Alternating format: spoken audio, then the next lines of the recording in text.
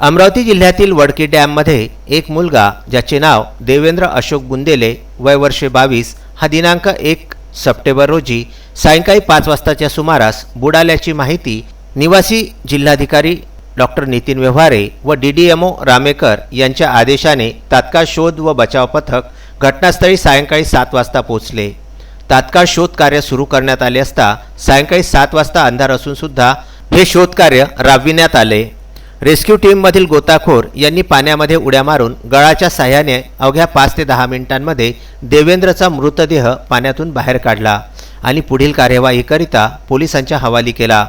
येथे गणेश विसर्जन करणाऱ्यांची व बघ्यांची मोठी गर्दी झाली होती।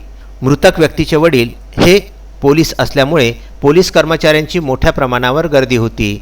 या रेस्क्यू टीममध्ये हेमंत सरकटे, योगेश घाडगे, कौस्तुभ वैद्य, देवानंद भुजाडे, सचिन धरमकर, अर्जुन सुंदरडे, दीपक डोरस, संदीप पाटील, उदय मोरे, राजेंद्र शहाकार, अजय आसोले, प्रफुल्ल भुसारी, महेश मांदाळे, चालक वाहिद शेख यांचा समावेश होता। Vidarbha news bureau, Amravati.